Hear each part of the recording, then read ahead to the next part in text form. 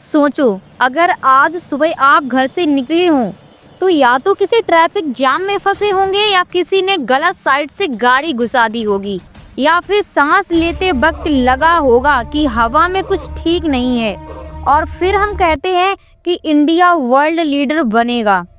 सच सुनना चाहोगे? भारत कभी वर्ल्ड लीडर नहीं बनेगा जब तक हम ये मानने को तैयार नहीं होते कि भारत परफेक्ट नहीं है। और यहीं से लोग नाराज हो जाते हैं क्योंकि इस देश में दो तरह के लोग हैं, एक जो कहते हैं इंडिया सबसे बेकार देश है और दूसरे जो कहते हैं इंडिया से बेहतर कोई देश ही नहीं है।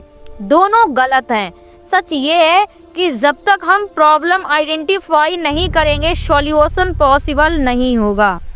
वर्ल्ड लीडर बनने से पहले भारत को एक अच्छा स्टूडेंट बनना पड़ेगा, सीखना पड़ेगा वेस्ट कंट्रीज से, ब्लाइंड कॉपी नहीं लेकिन उनकी वेस्ट चीजें अपने सिस्टम में लाकर एक बेहतर भारत बनाना पड़ेगा। आज इस वीडियो में बात करने वाली हूँ भारत की 5 ऐसी प्रॉब्लम्स के बारे में जो अगर सॉल्व हो जाएं तो सच में इंडिया बदल सकता है। ये वीडियो सिर्फ कंप्लेन नहीं है, ये एक रियलिटी चेक है। और हाँ, लास्ट तक देखना क्योंकि लास्ट प्रॉब्लम सिर्फ सिस्टम की नहीं, हम सबकी सोच की प्रॉब्लम है। Problem number 1, bad driving. सोचो, आज अगर किसी ने रोड एक्सीडेंट में किसी अपने को खो दिया तो हम कहते हैं किस्मत खराब थी। नहीं, ये किस्मत नहीं, ये सिस्टम का फ्लोर है। भारत दुनिया में नंबर 1 है रोड एक्सीडेंट और डेथ्स में, और इसमें प्राउड होने जैसा कुछ भी नहीं है। अब सवाल ये है कि एक्सीडेंट होते क्यों हैं? रोड खराब हमेशा नहीं, व्हीकल्स खराब कभी कभी। सबसे बड़ा रीज़न बैड ड्राइविंग। लेकिन इस देश में इतने लोग बैड ड्राइविंग के लिए सच में पनिश होते हैं? कितने लोगों को बिना प्रॉपर टेस्ट के ड्राइविंग लाइसेंस दिया जाता है? सच बोलूं, यहाँ ड्राइविंग लाइसेंस क्वालिफिकेशन नहीं, एक सर्टिफिकेट बन चुका है। और पनिशमेंट 500 रुपए का फाइन और फिर चलिए आगे बढ़िए। ये पनिशमेंट नहीं है, ये है रूल तोड़ने की फीस। जब फाइन इतना कम हो तो रिच लोग क्या सोचते होंगे? फाइन भर देंगे, क्या ही फर्क पड़ता है। मैं ऐसे लोगों को जानती हूँ जो 300 किलोमीटर घंटा पे गाड़ी चलाते हैं सिर्फ इसीलिए क्योंकि उनके पास स्पोर्ट्स कार हैं। उनके लिए रूल का मतलब होता है अगर पैसा दे सकते हैं तो रूल तोड़ सकते हैं।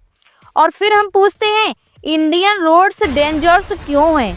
आज हालात ये हैं, लोग रेड सिग्नल पर नहीं रुकते, रिक्शा वाले फोन पर वीडियो देखते हुए गाड़ी चलाते हैं, बाइकर्स खुद को इम्पोर्टेंस समझते हैं, रॉन्ग साइड ड्राइविंग नॉर्मल हो चुकी है और ट्रैफिक पुलिस उनका फोकस सेफ्टी पर नहीं सिर्फ कंजक्शन काम करने पर होता है।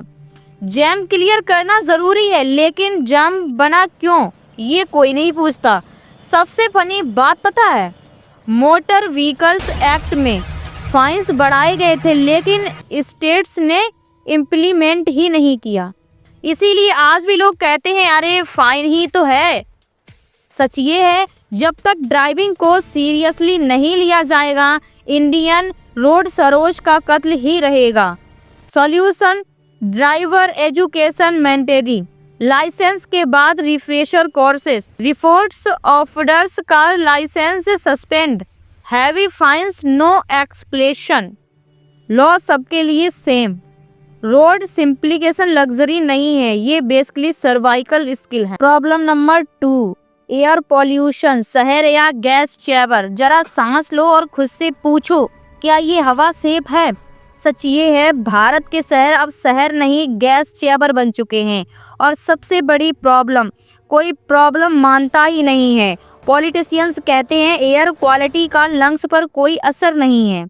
तो सवाल ये है, अगर असर नहीं होता है तो उनके घरों में एयर प्यूरीफायर्स क्यों होते हैं? आज दिल्ली कैपिटल नहीं इंटरनेशनल एम्बेरसमेंट बन चुका है। और सिर्फ दिल्ली नहीं, टॉप 25 पॉल्यूटेड सीरीज में 23 भारत में है। शॉकिंग बात, दिल्ली उनमें भी टॉप पर नहीं है। मतलब प्रॉब्लम एक शहर की नहीं पूरे सिस्टम की है।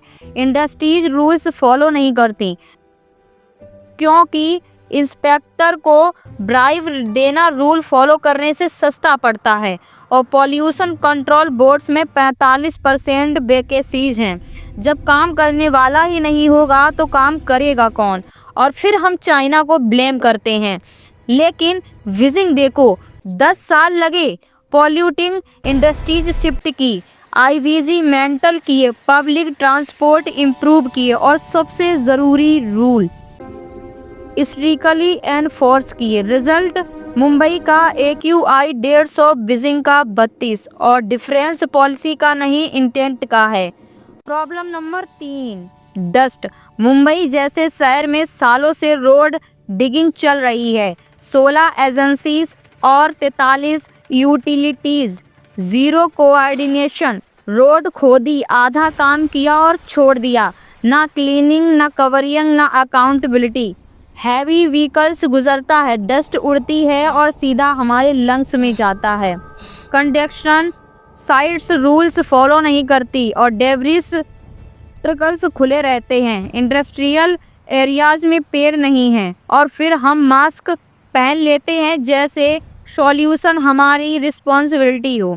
सच ये है, अगर डस्ट पॉल्यूशन सॉल्व हो जाए, IQ आधा हो जाए, लेकिन पैसा डस्ट कंट्रोल में नहीं डिगिंग में है। प्रॉब्लम नंबर 4, ब्रोकन सिटीज, जहां जीना मुश्किल है। सोचो आपके पास पैसा हो, अच्छी गाड़ी हो, अच्छा घर हो, लेकिन बाहर निकलते ही सड़क टूटी हो, फुटपाथ गायब हो, पानी भरा हो और कंजक्शन की धूल मुंह पर हो, तो क्या आप डेवलप्ड फील करोगे? यही भारत की ट्रेजेडी है। शहर गंदे इसीलिए नहीं है क्योंकि पैसा कम है, बल्कि इसलिए है कि कोई प्लानिंग ही नहीं है। इंडिया के शहर प्लांट्स कम, एडजस्ट ज़्यादा होते हैं। बरसात आती है और मेट्रो सिटीज वाटर पार्क बन जाती हैं। फुटपाथ लग्जरी बन चुका है। सीनियर सिटीजन्स, बच्चों और डिसेबल्ड, उनके लिए शहर बना ही नहीं है। शॉकिंग फैक्ट, भारत में 1 लाख लोगों पर सिर्फ एक अर्बन प्लानर है। क्रॉसिंग के शहर बिना प्लानर्स के चल रहे हैं। Solution national city competition, yearly themes और inspection for waste cities, massive hiring of planners, planning adjustment. Problem number 5, garbage emergency. Delhi का गवर्ज डंप अब डंप नहीं, माउंटेन बन चुका है। ये कचरा हमने बनाया है।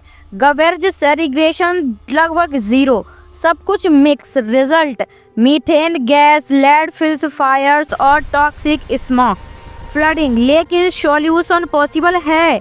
इंदौर को देखो, रूल सिंपल था, सेग्रीगेशन नहीं, कलेक्शन नहीं, और solution mentality segregation, open dumping ban, composting, school education और म्यूनिटी स्प्रेड अकाउंटेबिलिटी।